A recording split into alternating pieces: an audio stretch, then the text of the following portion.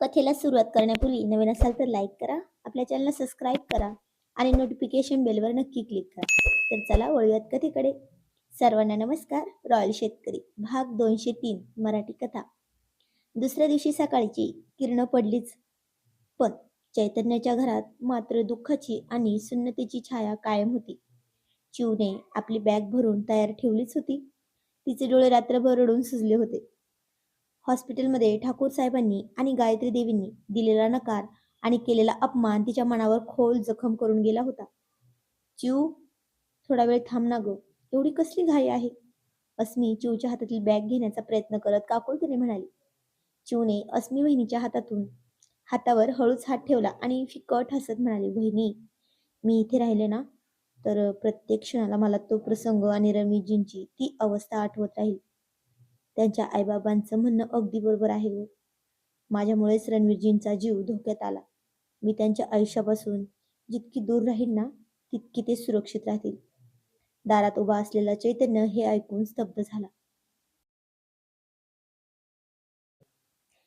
त्याच्या नजरेत आपल्या लहान बहिणीसाठी अपार दुःख आणि स्वतःबद्दलचा राग स्पष्ट दिसत होता. चिवनेने चैतन्यकडे पाहिलं आणि त्याच्या पाया पडली. दादा, स्वतःला दोष देऊ नकोस. तू फक्त एका भावाचं कर्तव्य निभावत होतास. माझी काळजी करू नका. मी हॉस्टेलवर सुरक्षित पोहोचेल. चैतन्यने चिवच्या डोक्यावर हात ठेवला, पण त्याच्या तोंडातून एक शब्दही बाहेर पडला नाही. चिवने एका क्षणात घराचा उंबरा सोडला आणि ती हॉस्टेलच्या दिशेने गाडीत बसून गेली. जाताना आईबाबांना फक्त हात केला. इकडे अहिल्यानगरच्या दुसऱ्या अत्यंत सुरक्षित आणि आलिशान प्रायव्हेट हॉस्पिटलमध्ये रणवीरला ऍडमिट करण्यात आलं होतं. ठाकूर पृथ्वीराज सिंग साहेबांनी हॉस्पिटलच्या संपूर्ण फ्लोअरवर आपले कडक सुरक्षा रक्षक तैनात केले होते, जेणेकरून पोलीस किंवा चैतन्य साहेबांच्या घरातील कोणीही आत येऊ नये. पण खरी अडचण रणवीर स्वतःच बनला होता. काल रात्रीपासून रणवीरने औषध घेण्यास आणि जेवण्यास साफ नकार दिला होता. तो सलाईनच्या लावलेल्या नळ्या सुद्धा हाताने ओरबाडून फेकत होता. खांद्याची भयंकर जखम, गोळी लागल्यामुळे झालेला रक्तस्राव आणि त्यातच मानसिक धक्का यामुळे रणवीरला तीव्र ताप भरला होता. ईसीजी मॉनिटरवर त्याचे ठोके अत्यंत जलद गतीने चालू होत होते. ताप कुठल्याही औषधाने कमी होतच नव्हता. रणवीर बाळा, हे 2 घोट ज्यूस तरी पिऊन घे रे. औषध नाही घेतली तर ताप वाढेल ना, तर इन्फेक्शन पण वाढेल. गायत्री देवी रडत रडत त्याच्या शेजारी बसून विनवणी करत होत्या. रणवीरने तापाने लाल झालेल्या डोळ्यांनी आईकडे पाहिलं. त्याचा आवाज अतिशय क्षीण पण कमालीचा ठाम आला. आई, या नसांमध्ये चिवच्या नावाचा श्वास धावणार नसेल ना, तर हे शरीर जगून मी तरी काय करायचं? मला ही औषधं नकोत. मला फक्त माझी चिव हवी आहे. रणवीर, ठाकूर पृथ्वीराज साहेब कडक आवाजात कडाडले. त्या मुलीचा नाद सोडून दे आता. तुझ्या बाबांचा स्वाभिमान आणि ठाकूर घराण्याची प्रतिष्ठा यापेक्षा ती मुलगी मोठी झाली का तुझ्यासाठी? तिच्यामुळे आज तू या बेडवर पडला आहेस. रणवीरने वेदना सहन करत बेडवरून उठण्याचा प्रयत्न केला. त्याच्या हातातून सलाईनची नळी उपटली गेली आणि रक्ताची धार वाहू लागली. रणवीर बेटा, काय करतोयस हे तू? गायत्री देवी मोठ्याने ओरडत म्हणाल्या. बाबा, रणवीरने रक्ताचे माखलेले हात ठाकूर साहेबांसमोर धरला. हे ठाकूर घराण्याचेच रक्त आहे ना? हे ऐका. मग एक ऐका, जर मला आज चिव भेटली नाही तर हा रणवीर सिंह ठाकूर या हॉस्पिटलच्या बेडवर नाही, तर मी इलाजही करून घेणार नाही असंच समजा. आणि मी तर कायमचा निघून जाईल दूर. मग सांभाळा तुमचा स्वाभिमान आणि तुमची प्रतिष्ठा. रणवीरचे हे शब्द ऐकून पृथ्वीराज सिंह ठाकूर साहेबांच्या पायाखालची जमीनच सरकली. आपल्या एकुलत्या एका मुलाच्या डोळ्यातील ते वेडेपण आणि जिद्द पाहून ते क्षणभर सुन्नत झाले. दुपारची वेळ झाली होती. चिव हॉस्टेलच्या आपल्या खोलीत शांतपणे बसून खिडकी बाहेर पाहत होती. तिच्या हातात रणवीरने दिलेला एक लहानसा रुमाल होता, जो ती घट्ट पकडून रडत होती. तितक्यात हॉस्टेलच्या मुख्य गेटवर एका पाठोपाठ एक अशा 5 काळ्या रंगाच्या एसयूव्ही गाड्या कडक आवाजात ब्रेक दाबून थांबल्या. गाड्यांतून ठाकूर घराण्याचे कडक सुरक्षा रक्षक बाहेर पडले आणि सर्वात मागच्या गाडीतून डाव्या खांद्याला घट्ट बेल्ट बांधलेला, हाताला सलाईनची पट्टी लावलेला आणि तापाने फणफणलेला रणवीर सिंह ठाकूर अत्यंत कडक पावलांनी बाहेर पडला. त्याच्या मागे घाबरलेले आणि हताश झालेले ठाकूर पृथ्वीराज सिंग साहेब आणि गायत्री देवी सुद्धा गाडीतून खाली उतरले. मुलाच्या जिद्दीपुढे शेवटी बाप झुकला होता. एक प्रेम जिंकलं होतं. हॉस्टेलच्या मुली आणि वॉचमॅन हा गाड्यांचा ताफा आणि रणवीरचा तो रुबा पाहून थरथर कापू लागले होते.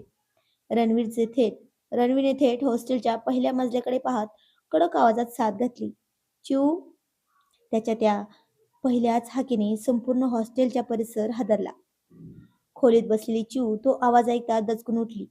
तिने खिडकीतून खाली पाहिलं. डोळ्यांतून अश्रू पुसले आणि समोरचं दृश्य पाहून ती आश्चर्यचकित झाली. जखमी अवस्थेत हॉस्पिटलचे कपडे घालून आणि हाताला सलाईनची पट्टी असलेला रणवीर खाली उभा होता. आणि त्याच्या मागे अहिल्यानगरचे नामांकित ठाकूर पृथ्वीराज सिंग साहेब मान खाली घालून उभे होते. चिऊ धावतच पायऱ्यांवरून खाली आली. रणवीरजी, तुम्ही या अवस्थेत का आलात इथे? वेडेपणा आहे हा तुमचा. अहो, का आलात? चिऊ डोळ्यात अश्रू आणून त्याच्या जवळ जात म्हणाली. रणवीरने उजव्या हाताने चिऊचा हात घट्ट पकडला. त्याच्या स्पर्शात तीव्र उष्णता होती. चिऊ, तू मला सोडून हॉस्टेलवर येणार आणि मी हॉस्पिटलमध्ये शांतपणे पडून राहणार? एवढा कमजोर समजलीस का तुझ्या रणवीरला? रणवीरने तिचे डोळे पुसत म्हटलं. तितक्यात ठाकूर पृथ्वीराज सिंग साहेब पुढे आले. चिऊ घाबरून 2 पावले मागे सरकली. पण पृथ्वीराज सिंग साहेब एक खोल श्वास घेत आणि चिऊ समोर हात जोडले. मुली, ठाकूर साहेबांचा आवाज कातर झाला होता. काल जो अपमान मी आणि माझ्या पत्नीने तुझा आणि तुझ्या भावाचा केला, त्याबद्दल हा बाप तुझी हात जोडून माफी मागतो. या मुलाच्या वेडेपणामुळे आमचा सगळा राग आणि स्वाभिमान आज गळून पडलाय. हा मुलगा तुझ्याशिवाय जगूच शकत नाही ग. आणि चिऊ पटकन त्या दोघांचे हात खाली घेत म्हणाली, आई बाबा, तुम्ही कधीच चुकले नाहीत हो. एका मुलासाठी जी काळजी, चिंता हवी असते तेच तुमची पण असणारच ना. शेवटी आपल्या मुलाचे हाल पाहून तुम्हीच काय कुठलेही आई बाबा असेच वागले असते. पण तुम्ही हात जोडू नका, माफी मागू नका. अहो, मोठे हात तुम्ही माझ्यापेक्षा. मोठ्यांनी हात माफी मागण्यासाठी जोडायचे नसतात, तर फक्त आशीर्वाद देण्यासाठी हात उचलायचे असतात, असं म्हणत ती दोघांच्याही पायात वाकली. गायत्री देवींनी पुढे होऊन चिऊला जवळ घेत घट्ट कवटाळली. मला माफ कर बाळा, मी तुला अवलक्ष्मी म्हणाले, पण तू तर माझ्या मुलाचा ध्यास आहेस. ती म्हणाली, आई, अशी माफी मागू नका हो तुम्ही. तुम्ही जे केले ते योग्यच होते. तर त्या रणवीरला म्हणाल्या, बेटा रणवीर, महाराष्ट्रीयन सुनेचे संस्कार खूप छान आहेत बरं का. ते पण आपल्या खानदानात शोभतील असे. एकदम एकदम परफेक्ट. चला आता आपल्या घरी. चिऊ सुन्न होऊन हे सर्व पाहत होती. तिचे डोळे आनंदाश्रूंनी भरून आले होते. रणवीरने चिऊच्या डोळ्यात पाहत गालातल्या गालात हसून विचारले, काय मॅडम, आता घरी? आता तरी माझ्यासोबत हॉस्पिटलमध्ये येणार का? की अजून थोडा ड्रामा बाकी आहे? चिऊने लाजून आपली मान खाली घातली आणि रणवीरचा उजवा हात घट्ट पकडून ठेवला. पण ही बातमी जेव्हा पोलीस ठाण्यात बसलेल्या चैतन्य साहेबांपर्यंत पोहोचली तेव्हा त्यांची काय प्रतिक्रिया काय प्रतिक्रिया असणार होती कुणास ठाऊक. सगळे जण हॉस्पिटलमध्ये आले. त्याने पण खाणं पिणं औषध घेणं पुन्हा चालू केलं आणि 2 दिवसांनंतर डॉक्टरांनी रणवीरच्या तब्येतीची सखोल तपासणी केली. त्याचे सर्व रिपोर्ट्स आता सामान्य आले होते आणि जखमाही बऱ्यापैकी भरत आली होती. डॉक्टरांनी त्याला डिस्चार्ज देण्याचा निर्णय घेतला. रणवीर आता खूपच बरा दिसत होता, पण त्याच्या खांद्याला अजूनही सपोर्टिव्ह बेल्ट लावलेला होता.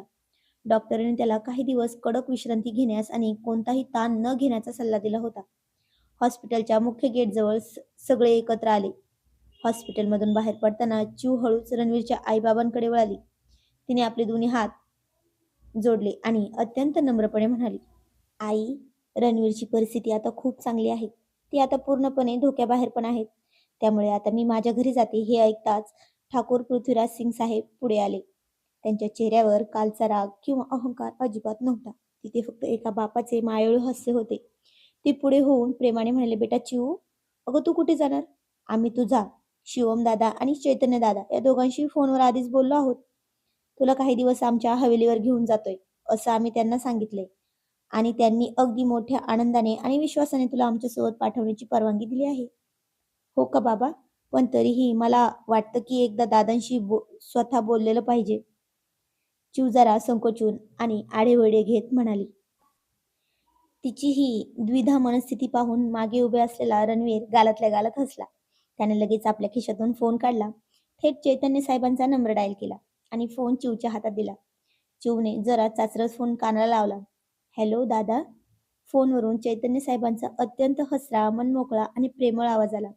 बोल ना चिंचुकडे, काय झाले? दादा, अरे ते, तिला काय म्हणावे ते आता त्याने ओळखले होते. जा बेटा चिऊ, मला सगळं माहिती आहे. ठाकूर साहेबांनी मला आधीच फोन करून सगळं काही व्यवस्थित सांगितलं आहे. तू अजिबात काळजी करू नकोस, निर्धास्त जा. रणवीर पूर्ण ठणठणीत झाला. ठणठणीत बरा झाला की लगेच आपण तुमच्या लग्नाची शुभ तारीख काढूयात. जमेल ना? दादांचे हे प्रेमळ आणि आशीर्वादाचे शब्द ऐकून चिऊच्या चेहऱ्यावर एक वेगळी सुंदर गोड हसू उमटलं.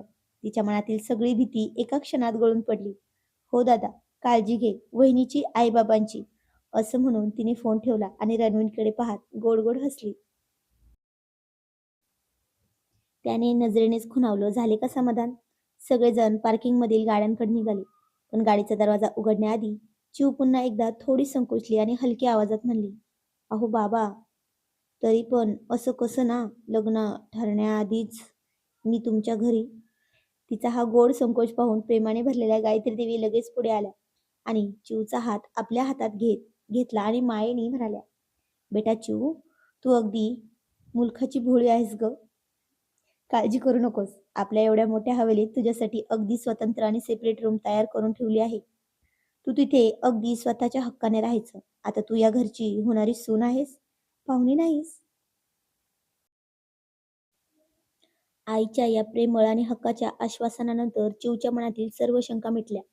ठाकूर साहेब आणि गायत्री देवी पुढच्या आलिशान गाडीत बसले, तर रणवीर आणि चिऊ मागच्या गाडीकडे वळाले. ड्रायव्हरने अगदी आदराने दरवाजा उघडला. एकामागे एक अशा गाड्यांचा ताफा ठाकूर घराण्याच्या ऐतिहासिक हवेलीकडे निघाला. गाडीचा प्रवास सुरू झाला. पुढे ड्रायव्हर गाडी चालवत होता आणि मागे रणवीर आणि चिऊ शेजारी शेजारी बसले होते. पण यांच्यात प्रेमाची सुरुवात फक्त एका संभाषणातून झाली होती. दोघांचे विचार खूप छान जुळत होते. चिऊ रणवीरला खूप छान समजून घेत होती, म्हणूनच ती त्याला आवडली होती. त्याने कधीच आपल्या गरजा पूर्ण करायला तिला मजबूर केले नव्हते. पण आज पहिल्यांदाच दोघं एकमेकांच्या शेजारी बसले होते. गाडीचा प्रवास सुरू झाला. पुढे ड्रायव्हर गाडी चालवत होता आणि मागे रणवीर आणि चिऊ शेजारी शेजारी बसले होते. रस्त्यावरील हवेची मंद झुळूक खिडकीतून आत येत होती.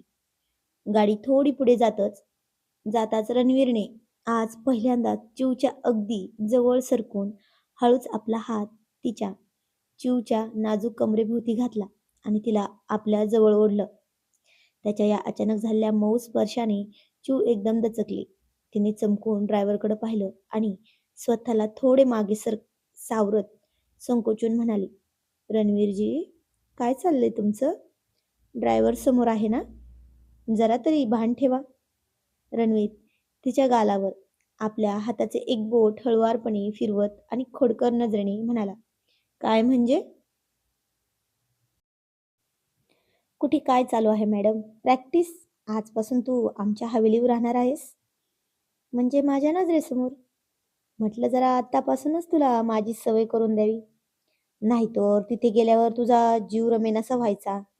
चिवने लगेच त्याच्या दुखणाऱ्या डाव्या खांद्याला आपल्या खांद्याने अगदी हलकासा धक्का दिला आणि हसत मानली, शी, पक्के व्यापारी आहात हो एकदम. कशाच्या बदल्यात काही ना काहीतरी हवंच असतं ना तुम्हाला. जरा तरी पेशन्स ठेवा. तिच्या या हलक्या धक्क्याने रणवीरने मुद्दामच वेदनेचे नाटक केले आणि विवळत म्हणाला, आई गो, बापरे चिऊ, पहिल्यांदाच माझ्यासोबत गाडीत बसलीस आणि लगेच माझी जखमी खांद्यावर असा वार करतेस म्हटल्यावर, घरी गेल्यावर माझ्या रूम मध्ये आल्यावर काय माझे सगळे हाडपेड मोडणार आहेस की काय, कुणास ठाऊक. आणि रणवीरचं हे असं भयंकर नाटक आणि खोडकर बोलणं ऐकून चिव लाजली आणि अगदी लाल चुटूक झाली आणि म्हणाली, नाटकं, नुसती नाटकं, बापरे किती नाटकी आहात हो तुम्ही, बापरे बाप. तिचे तिने त्याचा हात प्रेमाने आपल्या दोन्ही हातात पकडला आणि त्याच्या डोळ्यात डोळे घालून खोट्या रागाने म्हणाली, काळजी करू नका, तुमचे हाडं-बिडं मोडायला मला तुमच्या रूममध्ये यायची गरजच नाही हो. तुम्ही स्वतःच तुमच्या खोडकरपणाने स्वतःचे हाल करून घेणार आहात. हे आता स्पष्ट दिसतंय मला. रणवीरने तिची ही धीट आणि हुशार बाजू पाहून आश्चर्याने पाहत म्हणला, "अरे वा, मॅडम, तर चांगल्याच फॉर्ममध्ये आल्या आहात तुम्ही. मग मला एक सांगा, हवेलीत गेल्यावर तू तुझ्या रूमचा दरवाजा आतून लॉक करून झोपणार आहेस का?" चिवला त्याच्या या प्रश्नाचा लपलेला रोख लगेच समजला नाही. ती अत्यंत साधेपणाने म्हणाली, "अहो, दादांच्या घरी असताना मी कधी रूम लॉक केलीच नाही. मग तुमच्या हवेलीत आल्यावर का करेन?" रणवीरच्या चेहऱ्यावर एक खोडकर आणि मिश्किल हास्य आले. तो हलकेच हसून म्हणाला, "नाईस, बेस्ट. बरं झालं. आधीच स्पष्ट सांगितलंस. मग ठरलं तर मी येतोच आज संध्याकाळी तुझ्या रूममध्ये सरप्राईज द्यायला." चिवला त्याचा डाव समजला आणि ती खळखळून हसली आणि म्हणाली, "हो का? यासाठी विचारत होतात होय हो प्रश्न? पण मला सांगा, आता काहीच उपयोग नाही हो. त्याचा काही उपयोग नाही. हो, कारण काय आहे ना, तुम्हाला डॉक्टरनी टोटल बेड रेस्ट सांगितली आहे. हे आठवतंय ना तुम्हाला? आणि किती चिपकू आहात हो तुम्ही, निर्लज्ज कुठले." रणवीरने लगेच हसून बाजू सांभाळत म्हटले, "अगं मी अजून निर्लज्जपणा काही केलाच नाही. पण हो, ते तर आहेच गं. पण वाटतंय तू डॉक्टरांचं दुसरं महत्वाचं वाक्य ऐकलंच नाहीस.